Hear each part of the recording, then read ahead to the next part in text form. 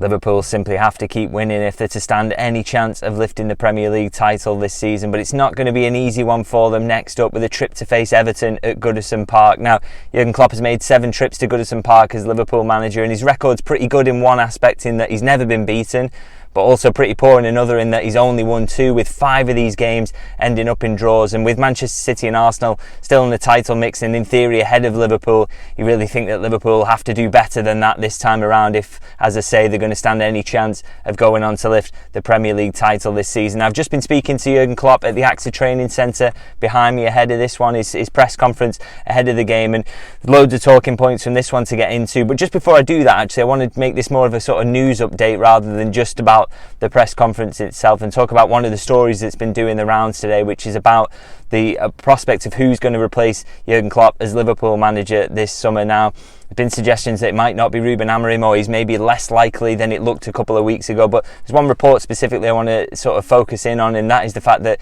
Gary ONeal has been strongly linked with the role today. Now, there have been reports doing the rounds that not only is ONeal in the running, but he's actually being interviewed by Liverpool for the job. But I just want to provide some clarity on that. I mean, my understanding is, in fact, that not only has ONeal not been interviewed for the Liverpool job, but he's not in the running at all. And I say that that's not really a huge surprise, is it, when you consider that he's only in his 2nd season as a Premier League manager, so not a great deal of experience, no experience in European competition either. And he's also never had a job, really, has he, where he's had to go in and really make a team dominant. He's very much been a firefighter so far, and a team that has looked to, defend deep and hit on the counter. And he's done a very good job at Bournemouth and also Wolves, don't get me wrong, but I think there's a few elements of that lack of experience, as I say, probably undermine him as a candidate as the Liverpool job. And as I say, my understanding is that he's not in the running at all. And that really does make sense to me, because I think, you also think about the fact that at Bournemouth he was sacked by Richard Hughes, who was the technical director and is now Liverpool's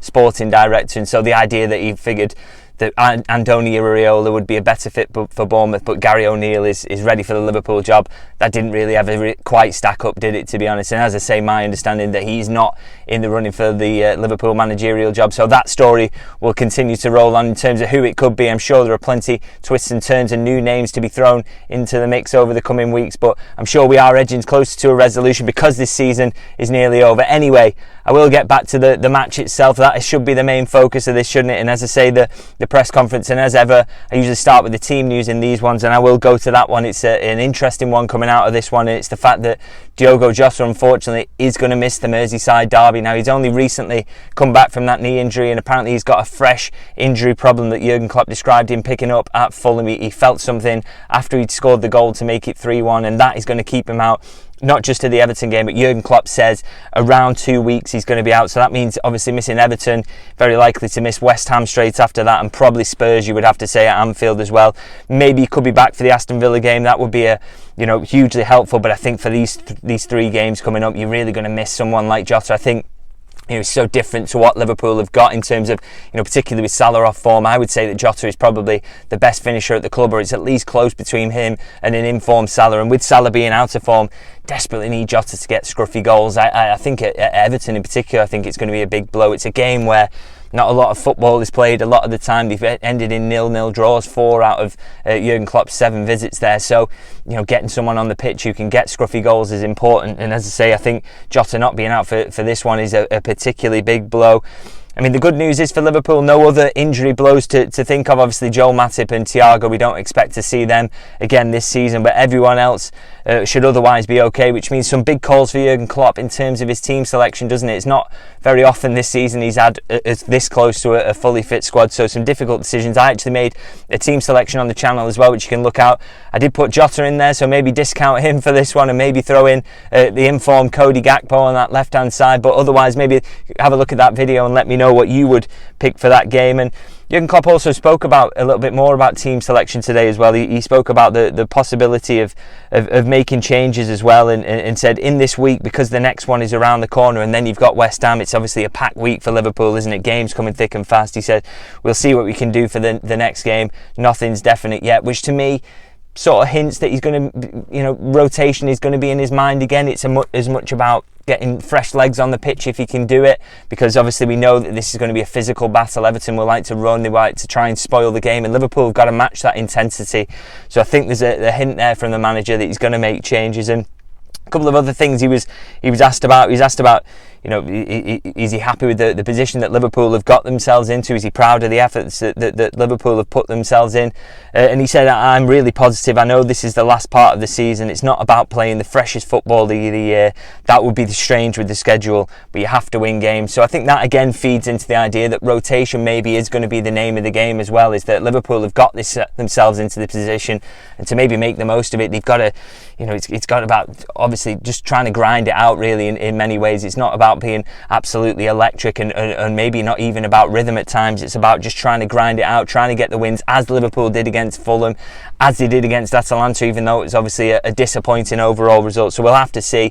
And I thought it was a really interesting final question for Jurgen Klopp today as well, actually, from Will Rooney, who's a great journalist, I think, who covers the local football. I think he's a really good journalist, always asks a good question in the press conference. And he was asked, you know, in the context of things, do you think that, you know, pre-season it was talk of Liverpool getting back in the top four? That was really the main aim. And he was asked, you know, in that context, do you think Liverpool have overachieved to still be in the title race at this point? And he actually replied, he said, I don't limit expectations.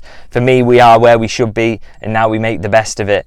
If that means we win the league, I will be quite happy. I mean, I'd be interested to know what you guys think about that. Can Liverpool go on to win the league from the position they're in, or is it going to be City's to lose, really? Will they go on and win every game as they have typically done, or will it be Arsenal who can pick it at the death? Let me know your thoughts on that. Always interested to hear your thoughts in terms of how you think this title race. Are Liverpool still in with a chance?